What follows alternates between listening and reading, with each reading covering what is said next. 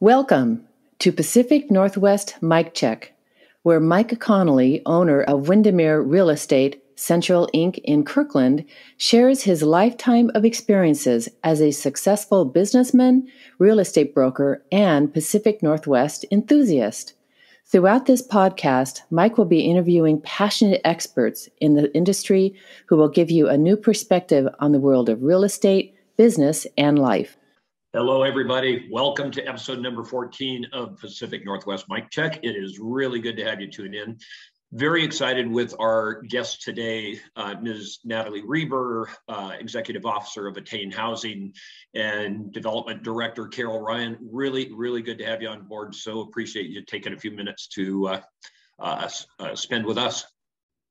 Thanks for having us. Well, you're very welcome. Very welcome. And it'll come out in the first question, but you are recently appointed to that executive position, and you've got a lot of work to do. So I'll ask that first question, both Natalie and Carol. And if you would share your backgrounds and what your job descriptions are at Attain Housing. Sure, I'll go first. Like you said, I came into Attain in June of this year, took over for our very successful retiring executive director, Kathy, and just hit the ground running. It's an incredible team, and they have just done amazing work during COVID, helping our clients to attain housing and also doing huge amounts of dollars in rental assistance and eviction prevention dollars as well. And prior to that, I have had a long career in nonprofit work. A lot of it was with also in housing and homelessness, working in homeless shelters, primarily with women, and am also a lawyer. So bring kind of to the table those skills while we're looking at expanding and maybe building new properties, as well as my nonprofit background kind of together, I think make a nice combination of leadership for the organization at this time. And I'm just, I can't say enough about the staff and the board, and all of our supporters have just been incredible the last few years while we've dealt with COVID and really increasing numbers of homelessness as well. Thank you. And Ms. Carol Ryan? My role at Attain Housing is Chief Generosity Officer. I'm the development director, and we have such an amazing community that, I say this caring community built around Attain Housing that is just so responsive and really wants to help. And it's a challenge. We're in a challenging environment, and people just keep stepping up, and it's so fantastic. Prior to Attain, I worked at other nonprofits in fundraising and volunteer engagement, and started my professional life as a journalist, as a reporter and editor, and also did corporate marketing and communications actually at Microsoft. So I really appreciate the opportunity to work with the team. We're so excited to have Natalie at the helm, if you will, and great to be here. Awesome. That's amazing. And Carol, just out of curiosity, your journalist background, where was that? Was it local here? So the last stop in my sort of newspaper career, well, I had two journalism jobs in the Seattle area. One was at a former newspaper. As everyone knows, the newspaper industry is undergoing a major, upheaval, and that newspaper is no more. It was called the Journal American, and then it changed names to the East Side Journal, and then it was the King County Journal. I wasn't there when it was the King County Journal, but and then I went to a magazine in Seattle called Washington CEO. Okay. Thank you for that. Wow. Well, I've had the pleasure of getting to know what Attain Housing does through my work with Windermere, but it was formerly Kirkland Interfaith Transitions in Housing and Housing at Crossroads, and it's had an incredible evolution going back to 1989. Can you share with our listeners a little bit about that story and how Attain Housing got to where it is today? Sure. Kirkland Interfaith Transitional Housing began about 30 years ago, like you said, really from a group of committed individuals in the area that were seeing the need for affordable housing and seeing homelessness grow throughout the region, and determined together that they could provide some solutions. And started with a handful of properties, started housing people, building and acquiring properties. And then there was at the same time another organization called Housing at the Crossroads that was doing very similar work. So along the way, it was, somehow, I don't actually even know how the original merger came about, but the two organizations merged, both with very similar missions and both wanting to grow and both serving the East Side. So that's where Attain came. They came together and formed a new organization with the two and ended up with 32 properties after that merger. Then we have added some master leasing properties where we manage the leases, but we don't own the properties. So now we're up to 38 properties that we either own or manage affordable housing units for families. And about 10 years ago within that, we started ramping up rental assistance. So sort of examining what's causing homelessness on the front end and how can we start to mitigate those issues on the back end. So helping families stay in their homes with rental assistance and eviction prevention became part of our program. That part of our program has grown exponentially through COVID in the last few years, both because our government partners have been really helping to fund those programs and also because the need is so high. So that's kind of been the evolution of the organization, but I would say the things that have really remained constant is community-led. The board of directors has always been made up of community and business members from Kirkland and the East Side. Our service where we serve still remains the same. It's still East King County, primarily Kirkland, Bellevue, Redmond, Bothell. And the need for our services, unfortunately, has not changed. In fact, it has grown quite a bit.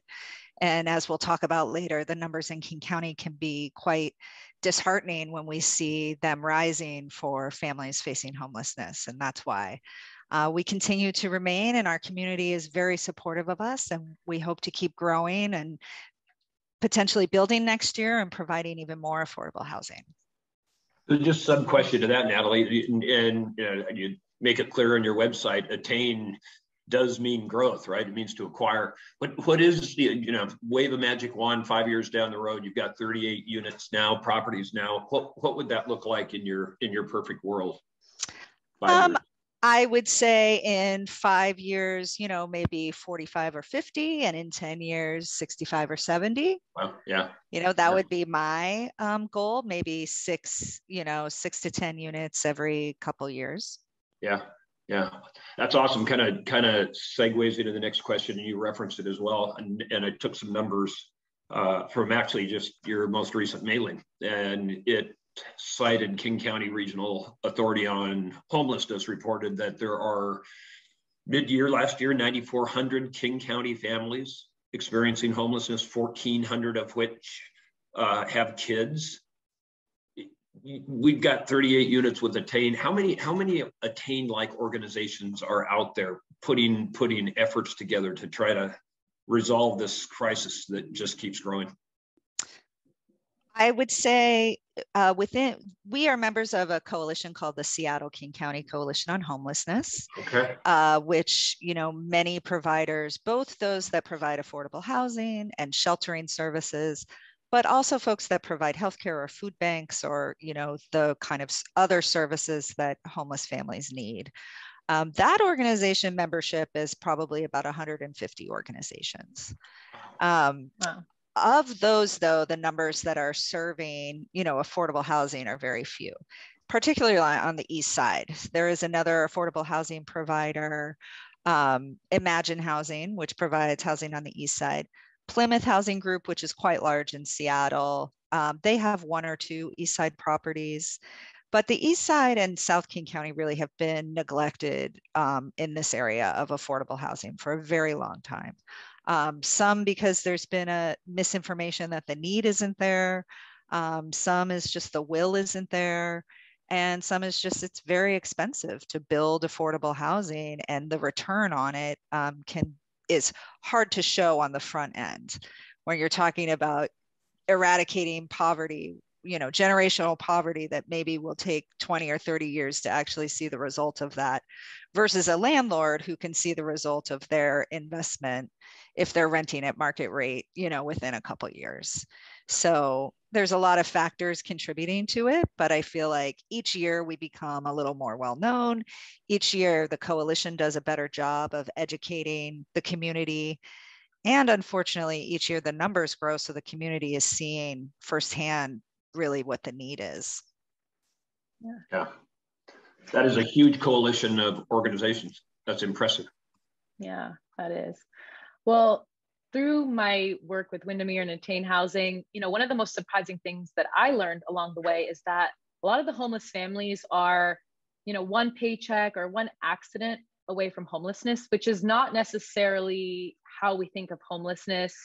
Can you speak a little bit more to this and how your program specifically helps these families? Sure. Carol, why don't you take this one?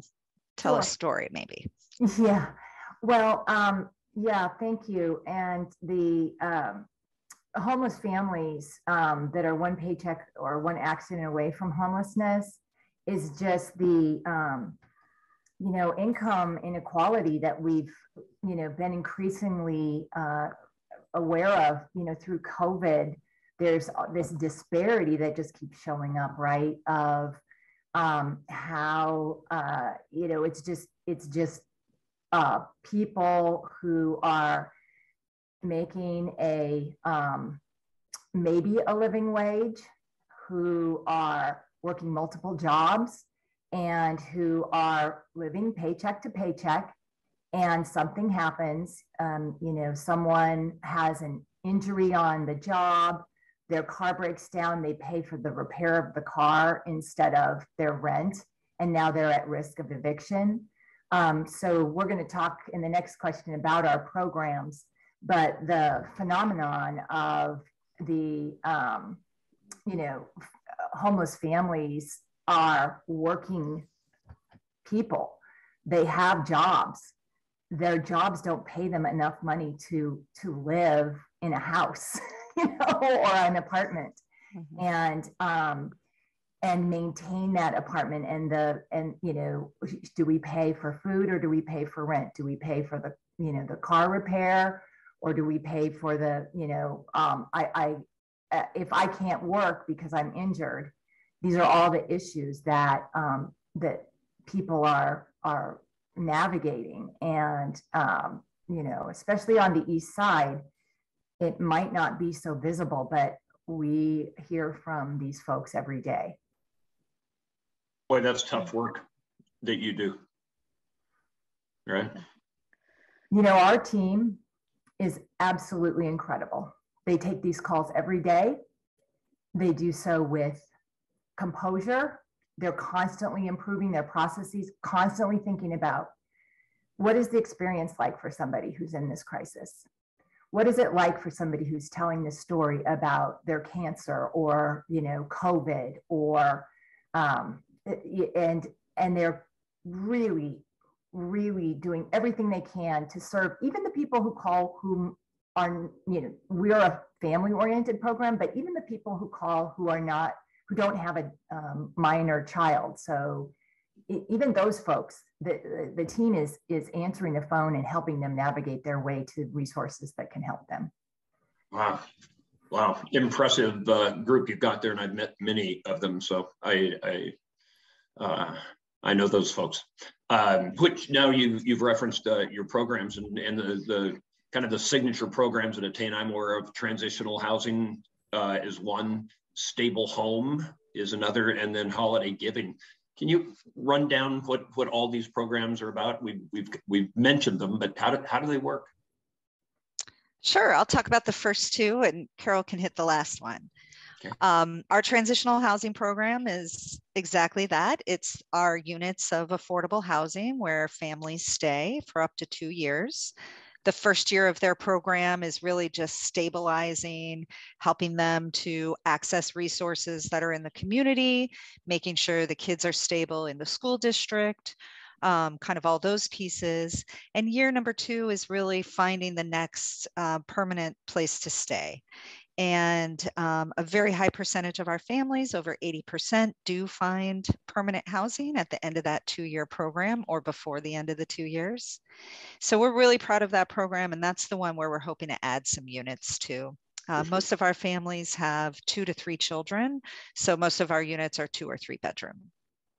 And then we have our stable home program, which is our rental assistance and eviction prevention and move-in assistance. And that is direct cash assistance to families. We have a application process and work with landlords to mitigate the eviction. So there's a promissory note involved where the landlord agrees to not follow through on any eviction, provided that the amount that we've agreed to is then provided to the landlord, and it's working out great. We really have helped so many families stay in their homes and have some stability through such uncertain times. And it's a great way that people feel like they want to donate directly to a family to stay in their home. They can give, anything from $20 to, $20,000, and they know it's going directly to families to stay in their homes before they get evicted. So that is a program, like I said, that keeps growing. And I feel like it's, depending on what the need is, the sky is the limit for really how much we could be helping folks. Thanks, Carol. Natalie. And our holiday program is a program that assists our transitional housing clients. And this year, we've taken the approach of really empowering those clients by taking donations for gift cards and then gifting those cards to the clients to do their own shopping for their families. And by shopping, that could include shopping for a heater for the car or paying their rent or, in other ways, stabilizing their families financially. And in the past, we've had a little different form to the program, but what's really heartening is how the communities just totally embrace this. And a couple of examples, in the past, Mike, your office has been involved in a giving tree where people come and take a tag, and this year, folks are taking those tags and just making donations. And it's so great when we can just empower our clients to make their own purchasing decisions this way, right? And really have that decision-making power. So we're so glad that our community is coming along with us on this shift to the program the way we're running it this year. And making people's holidays just a little more brighter, right? or less unhappy for sure if they're in money trouble. Yes. Yeah. We were so it was really lovely to we also provided grocery gift cards for Thanksgiving. Mm-hmm. And I'm shocked every week when I go to the grocery store and pretty much have the same list. And every week it seems like it's costing more and more. Yeah. And I was really thinking about it at Thanksgiving that, for a family who doesn't have the funds to get that turkey or buy that pie or do anything special, like just that extra few $100s that we were able to provide was just such a great feeling. And we know that our families are going to use that on food, either for a special holiday or just that they desperately need. And what a great feeling. Yeah, no kidding. No kidding. I can see where you would go home with, just immense feelings of happiness when you've got a success. And there's got to be those times when you go home and it's just somebody didn't get through a tough time, and that's heartbreaking. It is. I think that's, that's part of working in human services. It's both, I think, what drives people to the work, but also, those of us that do it, we do have a heart for it, and it can be a little bit crushing sometimes, as well as, sometimes the state of the world and maybe policies that aren't helping and people that aren't helping can get a little frustrating. Yes. But then, the next day you have something just incredible happen. Like we've had some larger government funds we've been able to pass through to folks that have had, really large amounts of debt. We're talking like $7,000 to $10,000 worth of rental debt from months and months. And when they find out we're going to be able to pay the whole thing off for them, it is tears. And, as Carol said, they share with us, now I can pay my radiation bill. Now I can pay, my kids, whatever that hasn't been paid. And it's amazing. Feels great. So it makes up for the frustrating days. Yeah, for sure. Yeah. For sure. Well, it takes a lot of money and volunteer work to finance and maintain all of these programs that we've been talking about. For those of our listeners that want to learn more and want to help, where can they make the greatest impact with their money and time? I can just invite them to visit us at attainhousing.org on our website. We welcome you to come and check us out.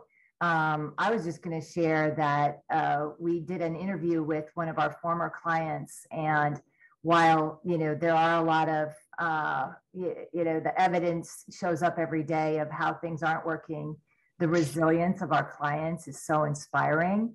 And this client who we interviewed for a video talks about how she was a foster kid and she was determined not to be a statistic, even as her life was sort of tripping up and she was looking like she was going to become a statistic.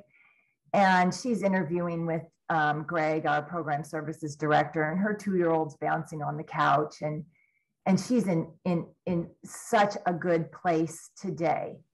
And that's why we are in this work, and that's why we're in this work with our community. And our community is outstanding, just so generous and so wanting to help. And we have sponsorship opportunities for 2022. And one of the benefits of sponsorship is the great team building activities that we provide as a benefit of sponsorship. And teams come out and they rake and blow leaves and paint and have a great time as a team. It's a great activity for teams that haven't been together through COVID. And as we transition into 2022, we'll see what things look like as things hopefully open up even more. Yeah. So unscheduled question, are we going to get back to, are you planning live events this year, or big fundraisers, right? Seven Hills and the luncheon, lots going on. Are we going live? Our hope is, Mike, in 2022 to host a spring wine tasting auction. It's kind of in the planning stage right now. We're pausing Seven Hills in 2022. Okay. And we do plan to have an in-person fundraiser in the fall. So looking forward to being back in person again. Yeah, go away COVID. Yeah, and we are recruiting right now for members for the 2023 Seven Hills Planning Committee, because we do want to try to return with a full in-person event, but it does take quite a bit of planning to get that back on the calendar. So any bike enthusiasts out there, please check out our website. There's a place you can sign up. You can see the videos of our clients on the website, as well as there's a donation page there too. Perfect. Thank you. Well, that takes us to our signature questions. These are questions that we ask every guest that's been on our podcast. And they're arguably the most fun questions. So the first one is, what does the Pacific Northwest mean to you? Ferries. I will say home. I am a Seattle native, St. Cabrini Hospital, now a parking lot. And I was away for like 10 years, but otherwise I've lived here. And I was just in Chicago, and I was reminded that not everybody gets to look out on mountains and water. Yeah, I guess Chicago gets to look out at Lake Michigan, so. That's true. Good well, answer. I grew up in Colorado, so being in yeah. the Pacific Northwest definitely means water to me. As soon as I saw the water and the mountains, I knew that this was where I wanted to be. So and Natalie, I do love the ferries. It's my very favorite Pacific Northwest thing. A real quick Colorado story. I was talking to somebody from Fort Collins this morning that nice. They've got some huge wind going on down there. They recorded a gust on Independence Pass this morning at 180 miles an hour. Oh, wow. Yeah, it's rock and roll. Yikes. Rock and roll. So this is the toughest question in the whole podcast, because you really have to think about that. If you could only listen to one song for the rest of your life, what would that song be? I know what mine is. I got to see the questions early, so I was thinking about this. Now, if you ask me this question in a year, my answer might change. But for today, for now, Bach Cello Suite, #1 in G. Oh, wow. All right. You must be a King FM girl. Well, it's just that I'm hooked on that Bach Cello Suite. I just listen to it. I love the cello right now. I just think it's the most beautiful instrument. I just love it. Yeah. Probably Annie's song. Oh, yeah. I'm a very big John Denver fan. Oh my God, that's so cool. We played that at our wedding, and I just love that. I love that song so much. So, yeah. Yeah, it was sorry to see him go. That was tough. It was. Interestingly, I was here when it happened and saw the news the night before, and then woke up to NPR playing Thank God I'm a Country Boy, and was like, oh. Yeah, no kidding. No kidding. Right. Well, thank you both so much for joining us today and telling us more about Attain Housing. You guys are an incredible organization doing incredible things, and we're so proud to be supporting Attain Housing. And anyone listening, please check them out and take a look at their website, learn more about them, and get involved in 2022. Yeah, and thanks so much for joining us. As Sofia said, we so appreciate our partnership with you and what you do in the community. So more of the same in years to come. Looking forward to it. Well, Thank you. Appreciate you, Mike and Sofia, and you've been such good partners and friends, and so may our 2022 just be everything we dreamed and more. Absolutely. Here's to that. Thank you both so much. Thank you. Thank you so much to Natalie and Carol from Attain Housing for sitting down with us and really explaining what amazing work Attain Housing does. We're in our second portion of our podcast, and the first part is called Mike Check. So Mike Check is a piece of advice from Mike. Mike, what do you have for our listeners for your first piece of advice for the beginning of the new year, 2022? What do you have for us today? Well, this one's really simple. It has nothing to do with business. It just has everything to do with doing something nice, and that is give flowers to somebody for no reason at all. I love that. I'm going to send this portion of the podcast to my husband specifically. That's awesome. No, getting flowers for no reason at all. Getting flowers at all, even if there is a reason, is a really special thing. So I like that. That's great advice. Absolutely. Yep. Great advice. All right. Well, the next segment of the podcast is called Open Mic. And this is our forum where listeners can submit questions and Mike will answer them on the podcast. So these can be anything from real estate questions, lifestyle, business, really anything we discuss on the podcast is fair game. And actually our first question that we got was asked for both of us. So that's actually new. Someone asked me a question. So, and the question was, what are your New Year's resolutions? So I guess I'll go first. All right. One of my main resolutions is to read a book each month, to read at least one book each month. I always I'll always start a book or I'll pick it up and then it kind of starts trailing off as the year goes on. So I really want to stick to reading at least one book every month next year. Well, I've got to echo the same thing because I've got a bunch of them stacked up, but what really triggered the idea was, or the resolution is, BJ, my wife, gave me a book for my birthday a couple of weeks ago, and it was such a great book. I got through that in about a week and a half, and just kind of started me off on the same pace. So I'm right in there with you. Maybe we can keep each other accountable. Book of the Month Club on Pacific Northwest Mike Check. So there you go. Absolutely. Yeah. So the second question we got is from someone who's actually moving to the Kirkland area. So she said, my husband got a job in Kirkland and is moving us out to the east side. Do you have any advice for how we can get involved in the community?